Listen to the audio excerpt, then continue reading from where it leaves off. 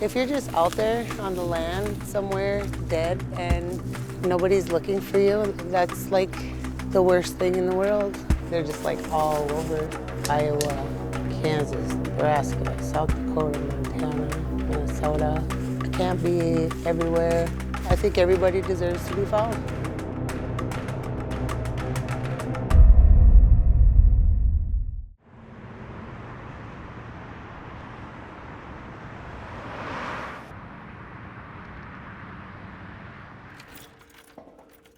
My name is Lissa Yellowbird-Chase. As a private citizen, I've been investigating missing person cases in North Dakota and Minnesota for 6 years. When I started doing this, just missing persons were a problem altogether. Then I started noticing that the indigenous peoples had a bigger problem. Officials continue to investigate the disappearance of 23-year-old Jermaine Charlo. 31-year-old Rose Downwind was last seen by family on Monday, October 19th. Gone since the end of October. Last seen on the Blackfeet Reservation. Darlene Billy, Olivia Lundberg. Roland Rides horse Amy Dow. Hannah Harris. Ashlyn Mike.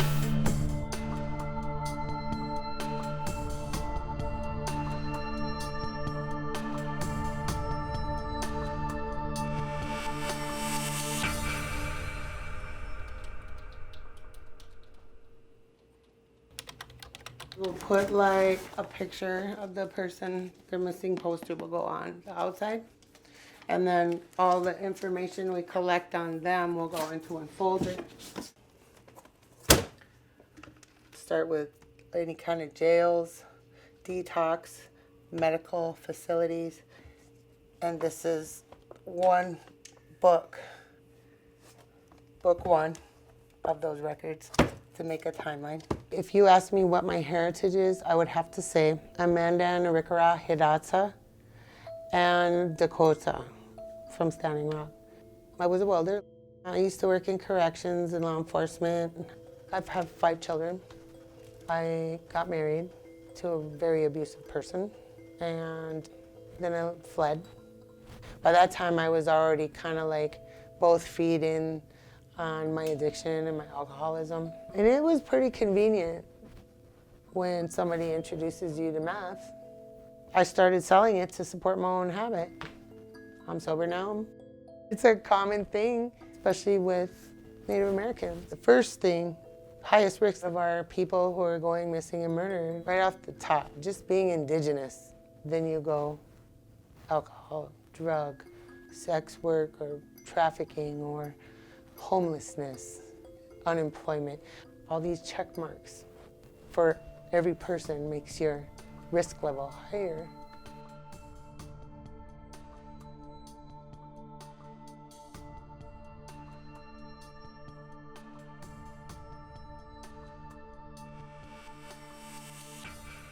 Melissa Eagleshield has been missing since October 5th. Eagleshield, who's also known as Mitts, was last seen outside her home near Inland Lake in Becker County.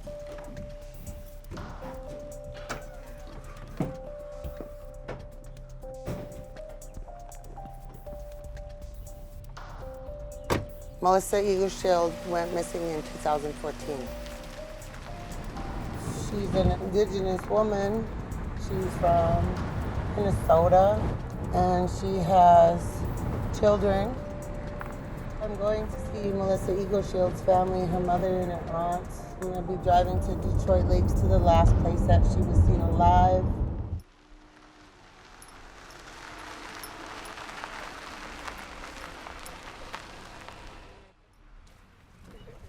Hi. Hello. Welcome. Welcome, thank you. I'd like to get some of the history and just kind of reconnect, because it's been about a year since I met you guys. Come on in.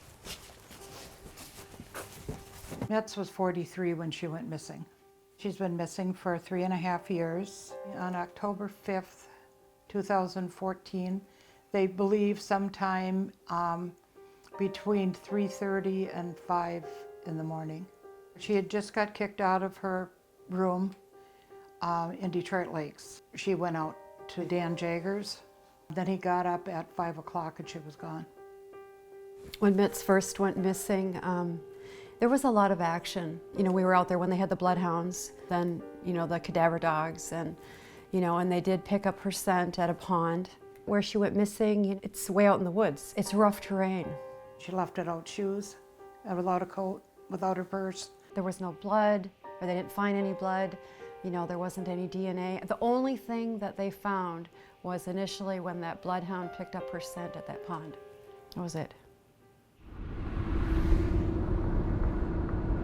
We're on our way out to the Jaeger residence where Melissa went missing. We want to see the pond because that is where the search dogs led law enforcement, which is about a half mile from the actual house. Okay guys, I have anxiety. Yeah, stuff is really falling down here. There he is. Oh yeah, there's Dan. How about Melissa? Hey, Dan. How you been? Busy. Do you mind if we kind of like look around and kind of wanted to see if I can locate that pond? Yeah. Want to stop short? Yeah. All right. Uh-oh. We have a lot of springs around here. Oh, Jesus.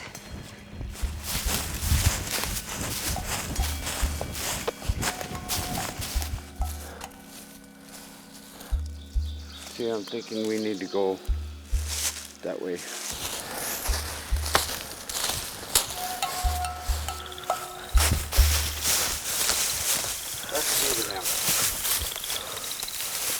This is supposed to be where the dogs lost their track. From the sounds of it, this is spring fed and it's flowing that way.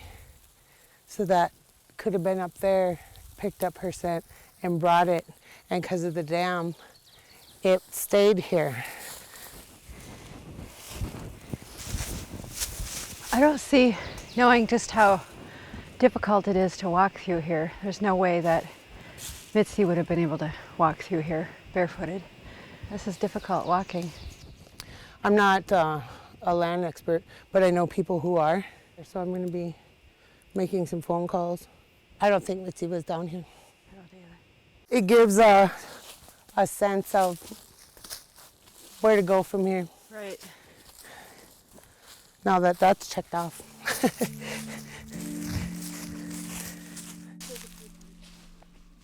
Before I pray, one of the things, I don't know if you're into prayer or not, but we're going to make you into prayer today. In the Lakota language, we'll say Pilamayae. That means that we're thankful because it means a lot to the family.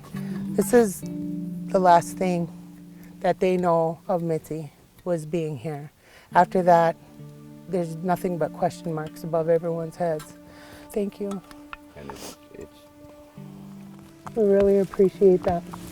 Yep.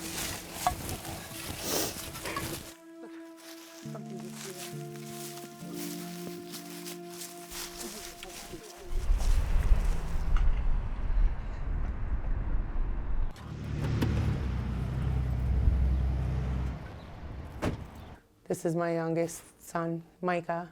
Searching for missing people. I believe she'll do it until she can't walk anymore, really. He's the only one I could say who's been through everything.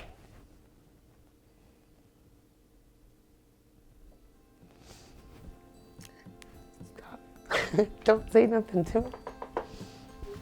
So, I get emotional.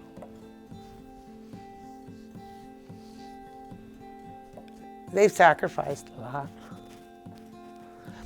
I had gotten a text from him at some time yesterday, and he was like, "Where are you?" Like, it's Mother's Day. It's been 6.5 years since I've really spent any holidays with my own family, any. I've been out searching. Mother's Day, I'm always out. It's another family. That's one of the things that we've sacrificed, all my kids and myself, because I think it's important. And we're doing good. And my daughter just said, you know, we're all thinking about the day when, you will spend your holidays with us, or a birthday, or a Mother's Day, or, you know, something. Maybe next year.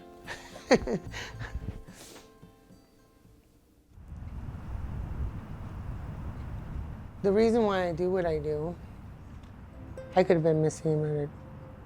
I put myself in a lot of positions with my addiction, my criminal history, you know what I mean? I gave everyone who surrounded me 1,000,001 reasons that if I were to go missing, that they shouldn't look for me either.